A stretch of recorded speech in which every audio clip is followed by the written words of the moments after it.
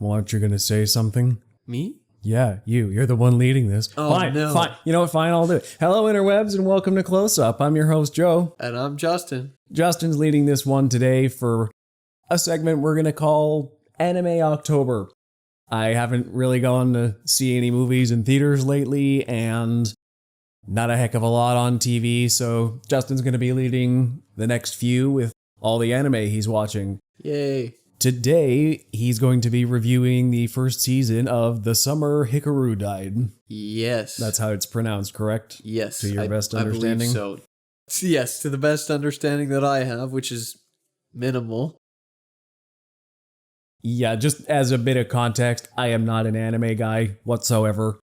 I don't have anything against it, per se. It's just, I watched a couple as a kid, like Yu-Gi-Oh! And Pokemon or whatever, the same ones everybody watched, but in our generation, I just never went any further than that, especially not as an adult. That's why I'm going to convert you. We will see. I do plan for the end of Anime October to have watched Frieren, just because I've heard it's very good. So that'll probably be the last episode of October, I should hope, if I can get that done. But let's get into the Summer Hikaru Died. All right. I'll riff off you as best I can. So the Summer Hikaru Died. Essentially, the concept for it is you've got two best friends, and one of the things I like most about this show is that it starts right where it should. So really, it's easiest to describe the opening scene is two best friends. They're sitting on a bench. They're eating ice cream in front of the store. And the one best friend looks to the other and he's like, yeah, I know you're not Hikaru. You're something that replaced him. And then the something that has replaced Hikaru is revealed. And he's like, yeah, but I'm not going to tell anybody because having you around is better than not having my friend at all. Okay, so how does he come to this determination so quickly? Does he emulate Hikaru well enough that he's a good enough pass? He definitely, well, actually a lot, there is actually a noticeable amount of differences. I will say before you go on, it's full spoilers for this, by the way, just if you don't know the drill by now, but on you go. So there's noticeable differences, but we do come to find out that he knew for a fact because he saw Hikaru die, basically. Okay. So he knew 100%, and it was just. So he's just leading the thing is that it's called The Summer That Hikaru Died. This is set probably 8 months after he died. Like he's just been chilling knowing that this thing is not Hikaru and that it's been knowing that he's been dead for I don't know, it's got to be 6 to 8 months basically. So it picks up way later. Is most of the series a flashback to that point then? Or does it carry on? It carries on from there. There's actually not a lot of flashing back, which is really interesting because it starts at, instead of being okay, it's not starting when he dies, it's not starting when he's replaced, it's not starting there. It starts when he finally has the courage to tell him that he's yeah, I know you're not him. And that's where it all kicks off, and it's that's a good place to start. That's a very good place to start. So I guess we're just to assume that for however long he's been impersonating Hikaru, he's been doing a good enough job at it. Yeah, he's been doing good enough that nobody really noticed yet. But, so the core theme of the show goes into this idea that Hikaru is dead. His best friend in the whole world knows this, but nobody else does. So Yoshiki is the other boy, and he's dealing with this internal struggle of, one, something freaky replaced my friend, two, he's dealing mostly with the grief that his friend died and nobody else knows it. So there's a lot of scenes that, his family's like, oh, why is he being so weird? Why is he so mopey? But he's dealing with the grief of his best friend in the world died and nobody else knows. So it's kind of interesting seeing that. And grief is definitely a core concept to the show. Is there any sort of Ship of Theseus discussion of, well, if he looks like my friend and acts like my friend and I know my friend's technically dead, but this guy is here, does it really matter? Yeah, it kind of delves into that. It definitely goes into that idea. Just because he's kind of like, well, internally he's like, well, what's the difference? You see a lot of, because it's all from Yoshiki's point of view, basically. Mm-hmm. So you see a lot of him trying to deal with this internal struggle of what's the difference, or what's the difference between him and my friend if he has all of his memories and he's replaced. There is a story or something that they're doing, like a book report on a story or something that actually goes into the idea of somebody being replaced like that. Mm-hmm. So there is a full-blown episode that kind of deals with that concept. So is the plot of this show more driven towards basically just this idea of coming to terms that your friend is dead and his grief, or is there more of a plot about what's this freaky thing that replaced my friend? Where did it come from? What's its motivations? Or is that more of a secondary thing? That's the thing, is that's the outer story, is that once they kind of come to terms and they kind of figure things out, they're trying to figure out what the new Hikaru actually is, because he doesn't know either. Interesting. He doesn't really know either. He doesn't have any memories, and they have this.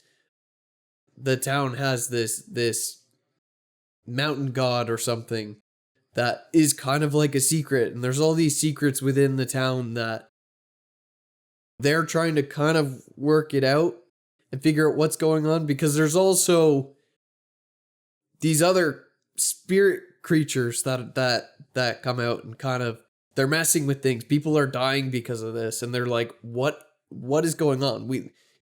They're trying to figure out what's the cause of this and what he actually is. So in this world, are supernatural occurrences basically only being seen for the first time by this guy, or is the supernatural just sort of well known, but this thing is new and only to this guy? So there is the B plot kind of has the guy who's trying. There's like an organization that actually goes to hunt these things down, and this guy's very, very, he's in it a bit, but not much. But just enough that that there's this background organization that actually knows about spirits and like hunts them down. Got it. But other than that, the town just has, there's some people who believe in there's superstitions, but only certain people know for a fact. And then there's one lady who does actually know, because she's had something very similar happen. But it's very, this is kind of strange, which is why it's interesting to see Yoshiki as the protagonist kind of be like, he's just pretty chill about it. Okay. Considering he just discovered that this stuff is all real, and he's like, what? Yeah, I mean, I know in Western entertainment, the de facto tends to be, I'm into a world I never saw coming, and that's very exciting and teach me everything. I don't know if that's a common trope in Eastern animation too, or if this kind of, yeah, okay, sure, that's a just sort of matter-of-fact response is more common. I can't play comparison games because I don't know, but it's not a reaction I normally see in Western media. Yeah, I don't really have an answer to that. Basically, I don't know whether this is a unique response just in terms of general storytelling or just in terms of my experience of storytelling. Yeah, I'm not sure. I would be curious to see. I haven't consumed enough to have an overall opinion, but Because I know a lot of fantastical stuff happens in anime. Yeah. A lot of it is very just big, bold, and supernatural and just fantastical. Yeah, and this one's more grounded in a way. Like, yeah, it has supernatural elements, but they're actually pretty minimal to the show. The core is actually the back and forth emotions around everything. It's what I've been learning with anime is that there's two different types of anime. Well, there's more than two, but the ones that I've seen, there's two. Mm-hmm. So there's shonen and there's seinen. And shonen are designed for like teenage boys and everything. And seinen are designed for adult males. So what I found when I kind of looked at the stuff that I was watching, I'm like, okay, and I organized into categories. I'm like, the stuff that I liked the most were all seinen. And when you look at, like, I'm watching Neon Genesis right now, and that's a seinen. It's a show about giant robots. Except you could almost remove the giant robots from it. Like, it takes up so little time. I see. Whereas It's Transformers for adults. Yeah. Nearly. If you were to make this a shonen anime, it would be a lot more about the robots.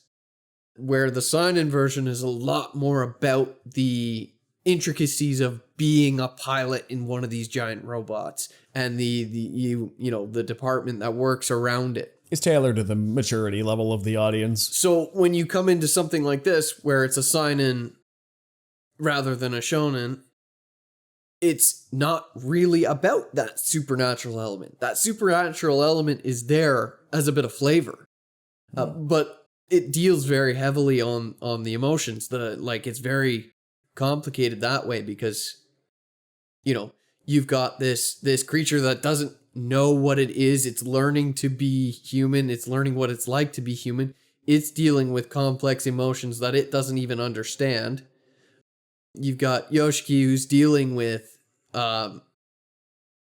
depression and grief from the loss of his friend, but also the confusion of how to deal with this scenario that he's in. He's also dealing with a lot of complex feelings. There's a lot hinted towards that Yoshiki might be gay. Okay. And interested in Hikaru specifically? Yes. Or just, okay. Yes, specifically in Hikaru. The real Hikaru was... I mean, we don't know whether he was interested or not. And what about the demon? Does the demon show interest or not? The demon? Or whatever it is. I just call it a demon. Yeah, we're going to call it a demon for now, because we don't know what it is, really. Still not answered by the end, then? It's... By the end, yeah, it's not answered what he is. They still haven't figured it out. But skipping back to... But yeah, the demon doesn't understand. The demon has close feelings for Yoshiki, but doesn't understand what he's feeling. And Yoshiki is also confused about what he's feeling because the signs are all there that he's like... It's like the beginning of becoming gay almost. Like he feels things, but he doesn't understand why. He's realizing his experiences are different than he would expect. Yeah. And so that also complicates things because he thinks those feelings are wrong. Mm-hmm. So there's a lot of complex emotional feelings going into what makes this show, and that's the core of the show. Okay. It's very... Now let me break this down just a little bit further, because if this demon version of Hikaru, as you said, possesses all his memories, and he might have some feelings toward Yoshiki, yeah, is his name, then would it not be argued that Hikaru had these feelings as well? Or is this demon kind of a separate entity? Like, is he basically completely Hikaru and doesn't know what he is whatsoever? Or is there like another personality in there that's like the demon personality and it's like nearly like two different people sharing? Yeah, so that's kind of what it gets into closing of the season is if anybody's not at the spoiler point yet, this is like heavy spoilers now. That's kind of the emotional close of the season is that the demon kind of comes to terms with he's like,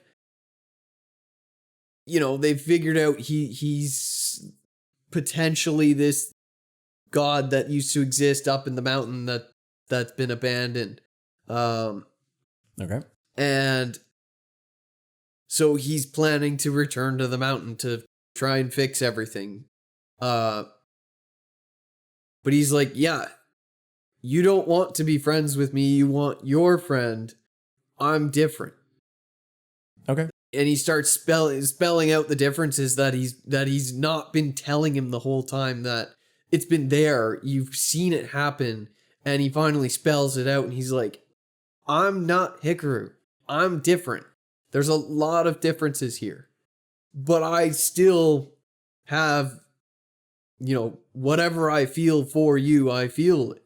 So does a reveal like that feel satisfying in the end if we never saw much of the Hikaru, the original Hikaru, to come to find those differences ourselves throughout the season? Yeah, I think it definitely comes through because there's so much of that questioning early on, like what's the difference? Is it really Hikaru?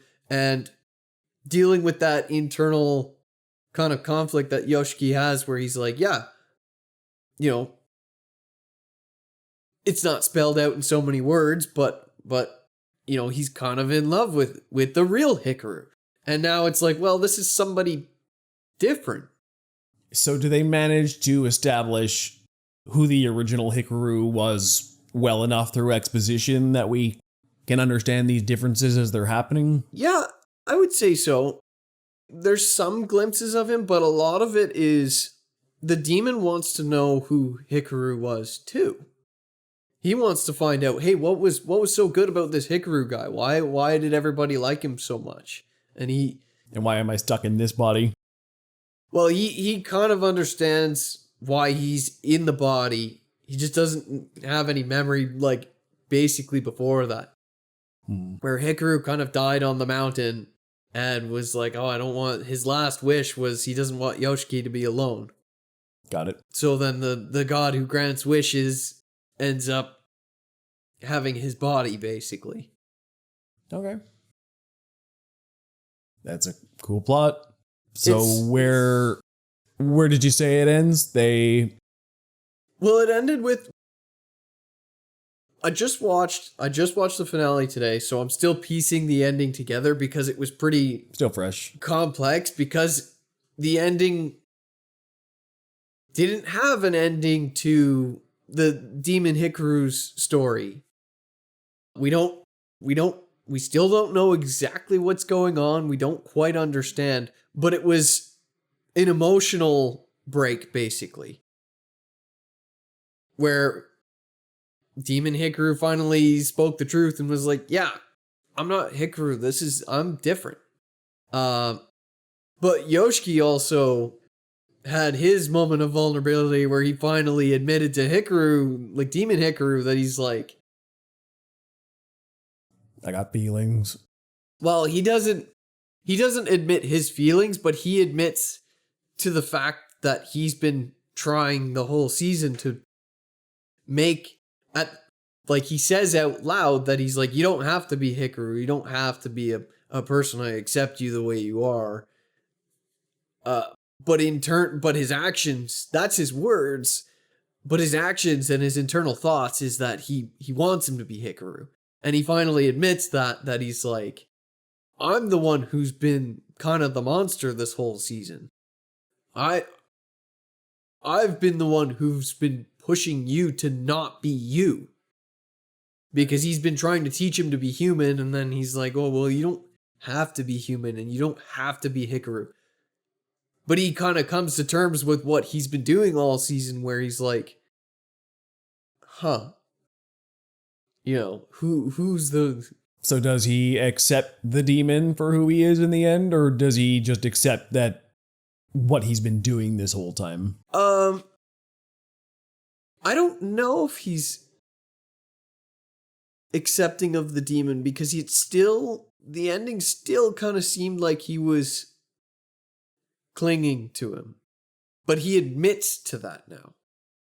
And I think that's basically the tipping point where the fact that they didn't just wrap it up and Hikaru was like, well, I'm going to go back to the mountain, tells me that he wants to accept who he is, and that's why he's admitting to what he's been doing. And this is like the tipping point where it's like, okay, things have to change. Okay.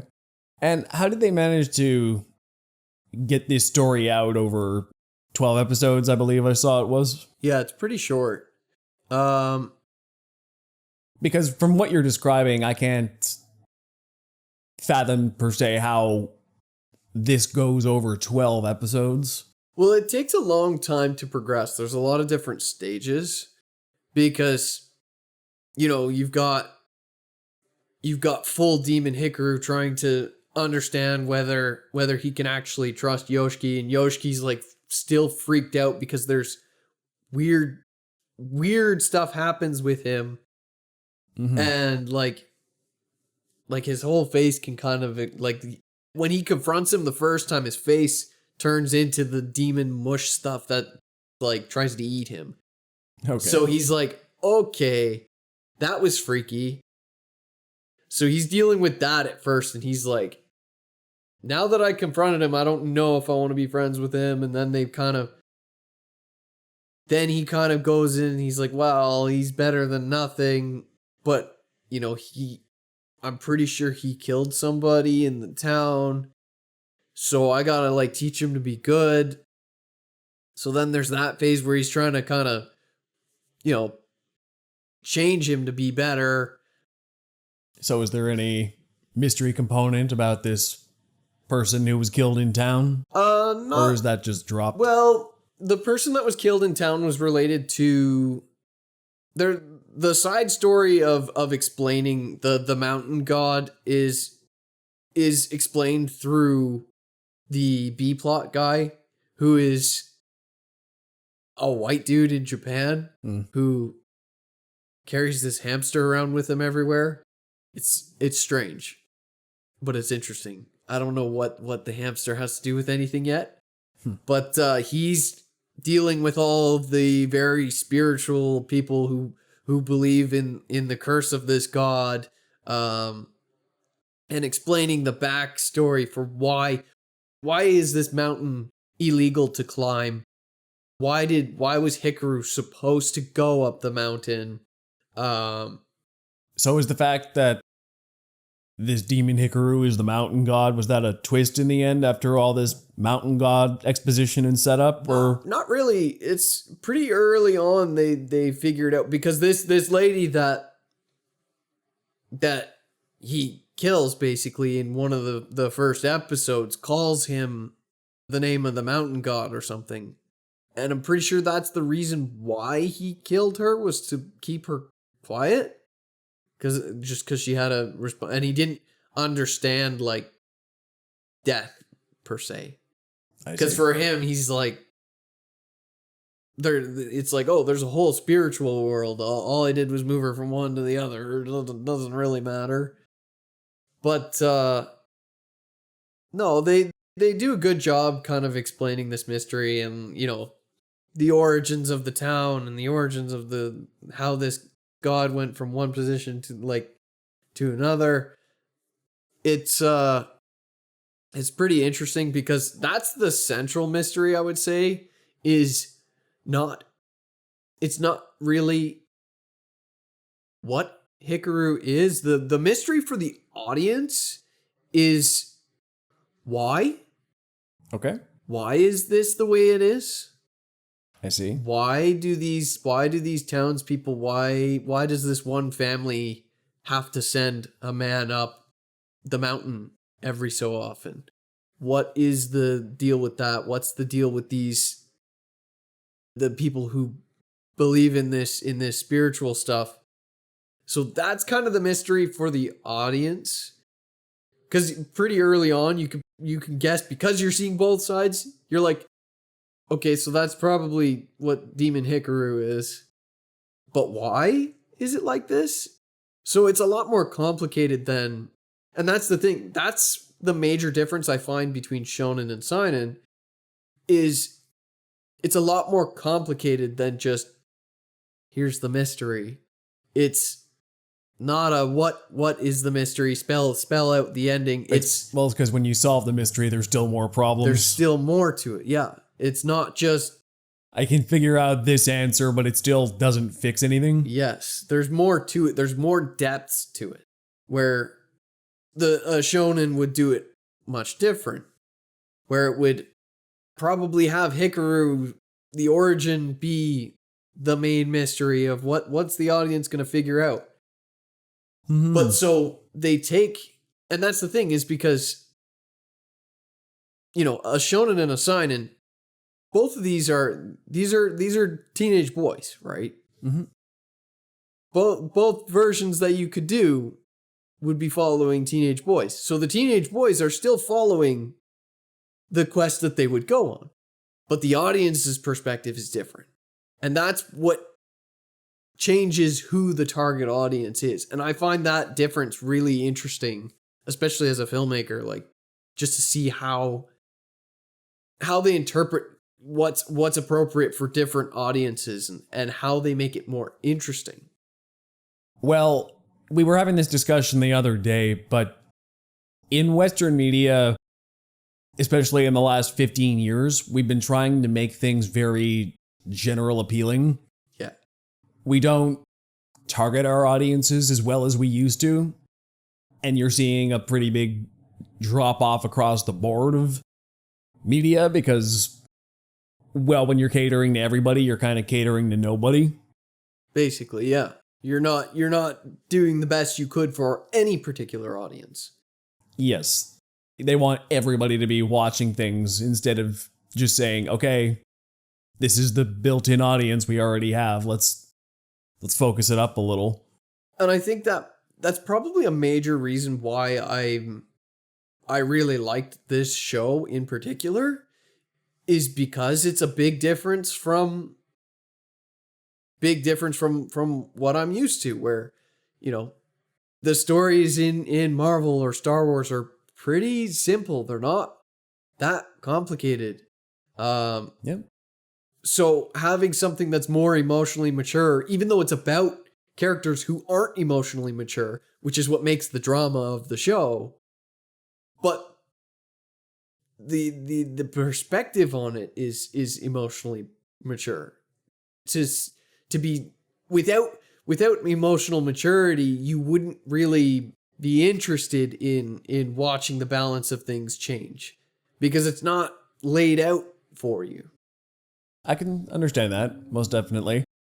You have to have a certain maturity as a writer to write immaturity and the discovery of introspective feelings like that.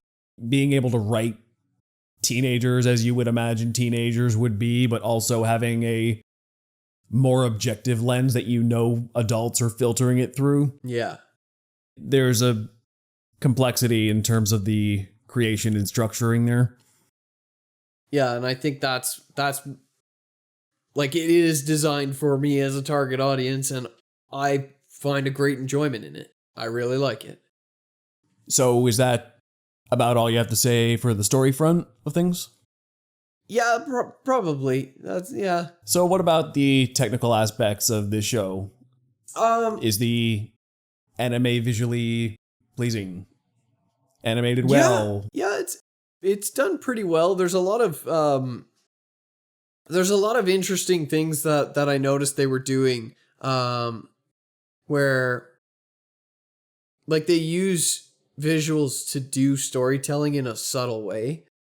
Like, they kind of have this concept of the more the two boys interact, the more they're like mixing. So Okay. some part of the spiritual world is kind of mixing into Yoshiki just by them being in contact. And the more that's happening, the more physical responses you can see. Like he goes from, his eyes kind of looking pretty standard like the rest of the characters to this. There's like they put these like lines in there to look, it just changes things that you're like, that's interesting. And when another character kind of ends up going the same way, it does the same thing. So there's little stylistic things that Communicate like a lot. it makes them look a little dead in the eyes, basically. And it speaks more than Visual cues Yeah. tell you what's going on. yeah, it's cool how it does that. And the designs when like Hikaru kind of goes actually into like demon mode, kind of spilling out, is really interesting. It's weird. It's weird to look at, but it makes it interesting, and it's got a cool color palette. Is it body horror-esque or is it something different? A little bit. There is a little bit in there. There's, especially when it comes to like the other spirits, they've all got something funky going on with their head, and we're not sure why that is. That's part of the ongoing mysteries, that there's something with all of the spirits that they have like heads. So like one of the first ones you see is like some creepy thing off in the forest with this long distended neck. And it's like, so there is some body horror stuff to it. But Hikaru is more like a amorphous blob type thing. So is there graphic violence in this show? You did say somebody died. There's kind of body horror-esque elements. Is it I a little bit. Yeah, a little bit at select points? There's definitely some violence for sure. Yeah. It's not like overly graphic. But just at specific plot points where to move things forward. Yeah. Yeah. It's not. Yeah. And is it horrifying violence that slowly builds up to it and forces you to immerse, or is it more like quick, shocking violence? It's usually quick and shocking, but they don't usually use it for a shock value. It's just something that happens. Mostly because a lot of the violence happens to Hikaru. So,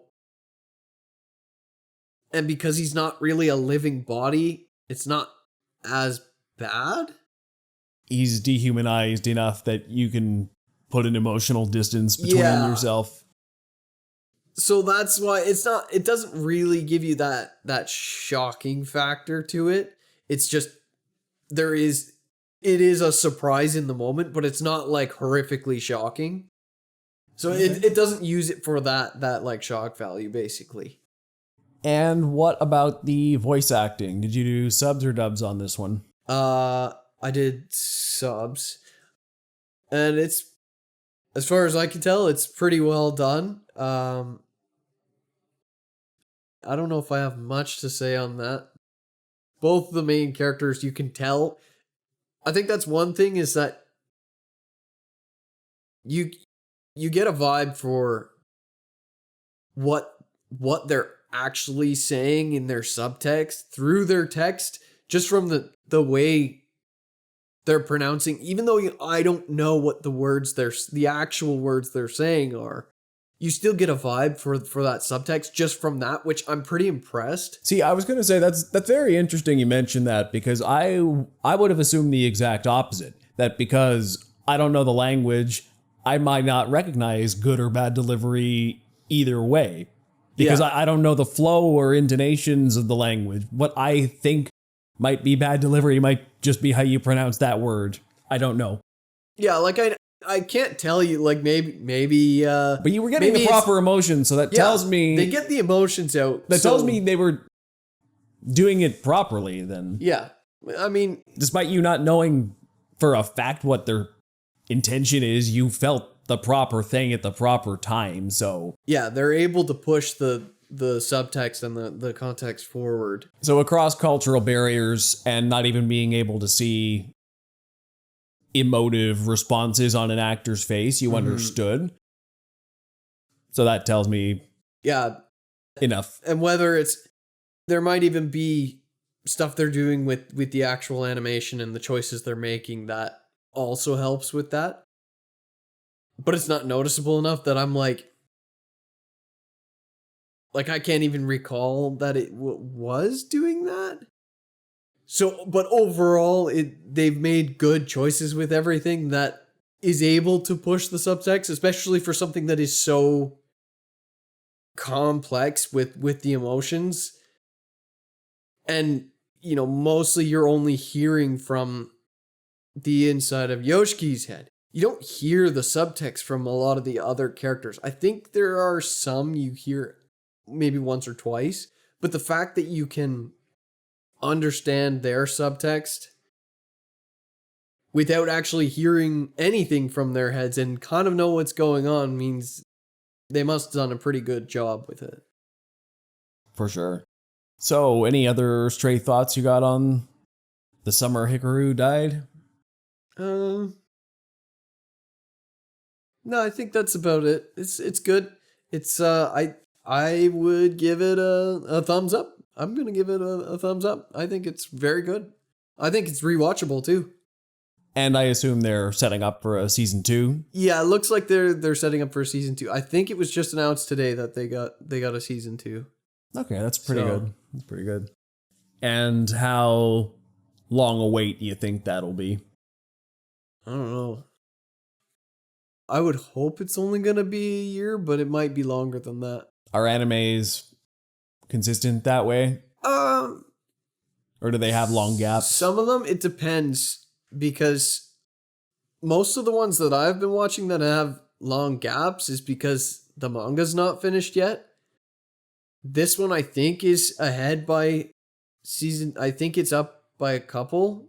So I think season 2 should be back probably next year, if I had to guess. I'm going to hold you to it, and so should everybody else. Oh no. I'm not an insider. I don't know. Yeah, I'm going to edit that down to say I'm an insider. And how dare you? Hold you to it. So where can we find you? You can find me on Instagram at jchurchtpm. And find me on Instagram at ThoughtPlaneMedia. And check out thoughtplane.ca for everything else we do. There's hundreds of posts there for free. And you can donate $1 or $2 there if you like our work and you're feeling generous. We hope to see you on the next close-up. And that's when we'll be doing an explains of Demon Slayer. Till next time. Bye-bye.